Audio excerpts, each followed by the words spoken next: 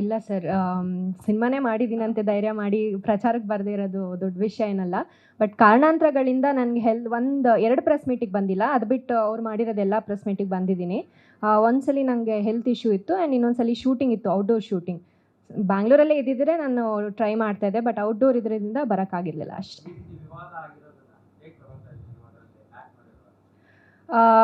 Positive ಆಗೇ ತಗೋತೀನಿ sir ನಾನು. ಸಿನಿಮಾ ಕತೆ ಒಪ್ಕೊಂಡಾಗ್ಲೂ, ಶೂಟಿಂಗ್ ಹೋಗುವಾಗ್ಲೂ ಅಷ್ಟೇ ನಾನು ಒಂದೇ ಪಾಸಿಟಿವ್ ಆಗಿ ಯೋಚನೆ ಮಾಡಿಕೊಂಡು ಭಯ ಪಡ್ದೇನೆ. ಬಿಕಾಸ್ ಬೇರೆ ಏನೂ ಮಾಡಿಲ್ಲ, ಸಿನಿಮಾ ಅಷ್ಟೇ ಮಾಡಿರೋದಲ್ವಾ. ನಾನು ಕಲಾವಿದೆ ಆಗಿ ಆ ಪಾತ್ರ ನನಗೆ ಸಿಕ್ಕಿದೆ, ಅದಕ್ಕೇನು ಜಸ್ಟಿಸ್ ಮಾಡಬೇಕು ಅದನ್ನಷ್ಟೇ ನಾನು ಕಾನ್ಸಂಟ್ರೇಟ್ ಮಾಡಿದ್ದೆ.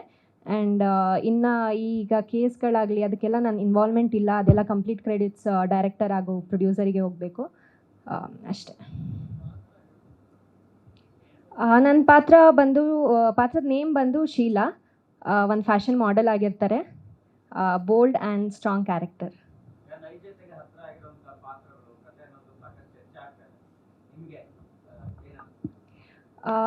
ಈ ಥರ ಘಟನೆಗಳು, ಕ್ರೈಮ್ಗಳು, ಮರ್ಡರ್ಸ್ಗಳು ಎವ್ರಿ ಡೇ ಆಗುತ್ತೆ ದಿನ.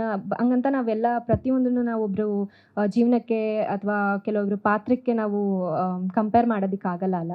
ಸೊ ಯಾವುದಕ್ಕೂ ನಾನು ಕಂಪೇರ್ ಮಾಡಲ್ಲ. ಹಾಂ, ಇಲ್ಲ ಸರ್. ಹೌದು, ಎಷ್ಟೊಂದು ಜನ ಇದ್ದಾರೆ.